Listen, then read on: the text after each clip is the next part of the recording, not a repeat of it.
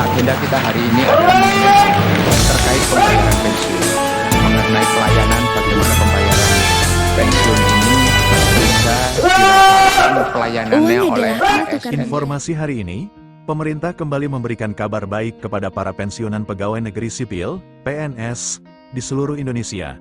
Dalam upaya menjaga daya beli dan meningkatkan kesejahteraan, gaji pensiunan PNS resmi mengalami kenaikan pada tahun 2025. Kebijakan ini diumumkan sebagai bagian dari arahan Presiden serta kebijakan fiskal yang dirumuskan oleh Kementerian Keuangan Republik Indonesia. Menteri Keuangan, Sri Mulyani Indrawati, dalam keterangan pers menyatakan bahwa pemerintah memberikan perhatian khusus terhadap para pensiunan PNS yang telah mengabdikan hidupnya bagi negara. Kenaikan gaji pensiunan tahun ini menjadi wujud apresiasi pemerintah terhadap jasa dan pengabdian mereka, ungkapnya. Kenaikan tersebut berkisar antara 8% hingga 12%, tergantung pada golongan dan masa kerja terakhir sebelum pensiun. Penyesuaian ini juga disesuaikan dengan tingkat inflasi nasional serta pertumbuhan ekonomi Indonesia. Sementara itu, Direktur Utama PT Taspen, Persero, A.N. Nasution, menyatakan bahwa pencairan gaji pensiunan dengan penyesuaian kenaikan ini akan dilakukan mulai tanggal 1 Mei tahun 2025 dan akan berlaku secara nasional. Kami memastikan bahwa pembayaran dilakukan secara tertib, tepat waktu, dan langsung masuk ke rekening masing-masing penerima, ujarnya. Rincian estimasi kenaikan gaji pensiunan berdasarkan golongan. Golongan pensiunan sebelum, rata-rata, setelah kenaikan, tanda kurang lebih 12%. Golongan Rp1 1.560.000 menjadi Rp1.747.000, golongan 2. Rp1.980.000 menjadi Rp2.217.000, golongan 3 Rp2.350.000 menjadi Rp2.632.000, golongan 4 Rp3 juta menjadi Rp3.360.000. Kenaikan ini diharapkan mampu memberikan rasa aman dan kenyamanan ekonomi bagi para pensiunan, terutama dalam menghadapi kebutuhan hidup dan inflasi. Pemerintah juga akan terus mengevaluasi kebijakan pensiun secara berkala untuk menyesuaikan dengan kondisi ekonomi dan fiskal negara. Nasib pensiunan lama PNS memang menjadi perhatian penting dalam kebijakan pemerintah, terutama terkait kesejahteraan dan daya beli mereka di tengah meningkatnya kebutuhan hidup. Nasib pensiunan lama PNS, tantangan dan harapan kondisi saat ini. Banyak pensiunan lama PNS, terutama yang pensiun sebelum tahun 2000-an, masih menerima besaran pensiun yang relatif kecil. Hal ini disebabkan sistem pensiun di Indonesia yang menggunakan skema Pay As You Go, di mana besaran pensiun dihitung berdasarkan gaji pokok terakhir saat pensiun, bukan berdasarkan akumulasi iuran atau penghasilan seumur hidup.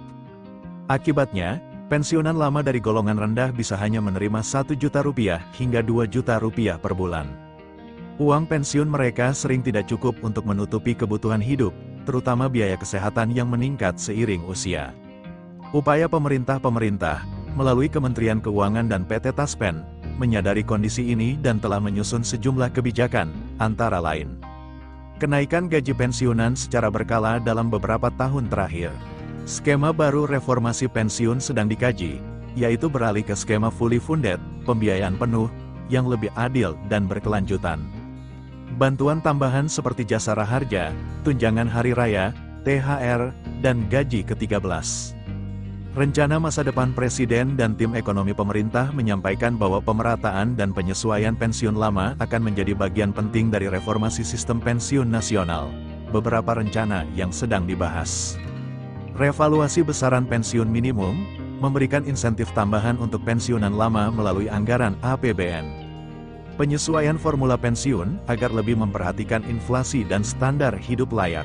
Aspirasi para pensiunan organisasi pensiunan PNS terus menyuarakan perlunya rekalkulasi pensiun lama agar lebih manusiawi. Penyamaan hak antara pensiunan lama dan baru, peningkatan akses layanan kesehatan dan sosial. Nasib pensiunan lama memang belum sepenuhnya ideal, namun pemerintah menunjukkan komitmen untuk memperbaiki kesejahteraan mereka. Isu ini sangat sensitif dan menyangkut keadilan sosial, sehingga butuh keberpihakan anggaran dan perhatian politik yang nyata. Jika Anda ingin, saya bisa bantu buatkan materi presentasi atau surat aspirasi resmi untuk menyuarakan hal ini kepada pihak berwenang. Skema penerimaan dana pensiunan PNS 1. Skema sistem pensiun saat ini, Pay As You Go. Indonesia masih menggunakan sistem Pay As You Go. Artinya dana pensiun dibayarkan oleh negara setiap tahun dari anggaran pendapatan dan belanja negara, APBN, bukan dari tabungan individu PNS. 2. Sumber dana pensiunan APBN, pemerintah menyediakan dana pensiun melalui belanja negara.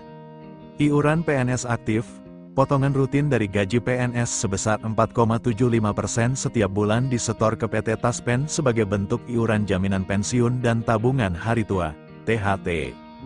3. Pengelola dana, PT Taspen, Persero, PT Taspen bertugas mencatat masa kerja dan gaji terakhir PNS, mengelola pembayaran pensiun bulanan, menyalurkan tunjangan hari tua, THT, sekali bayar saat pensiun, memberikan manfaat tambahan seperti layanan kesehatan dan beasiswa. Jenis penerimaan dana oleh pensiunan PNS jenis dana. Waktu penerimaan keterangan pensiun bulanan setiap bulan. Ditransfer ke rekening, jumlah tergantung gaji pokok terakhir. Tunjangan hari tua, THT, sekali saat pensiun gabungan iuran PNS plus kontribusi pemerintah. Gaji ke-13 Juli atau menjelang Lebaran sesuai kebijakan tahunan Presiden. Tunjangan hari raya, THR, menjelang Idul Fitri sama dengan gaji pensiun bulanan. Jasa raharja, pensiun duka saat meninggal dunia disalurkan ke ahli waris. Proses penerimaan dana pensiun 1, PNS pensiun ajukan dokumen ke BKD BKPSDM dan Taspen. 2. Verifikasi oleh PT Taspen sesuai data gaji dan masa kerja. 3. Penetapan SK pensiun oleh BKN dan Taspen. 4. Pembayaran dana THT sekali transfer ke rekening pensiunan. 5. Pensiun bulanan ditransfer otomatis setiap tanggal 1 bulan berjalan. 6. THR dan gaji 13 ditransfer sesuai jadwal nasional. Catatan tambahan seluruh proses bebas biaya. Proses pensiun dapat dilakukan secara digital melalui Taspen Smart Card dan Taspen Otentikasi Online. Pensiunan wajib otentikasi secara berkala untuk menghindari penghentian dana karena tidak aktif.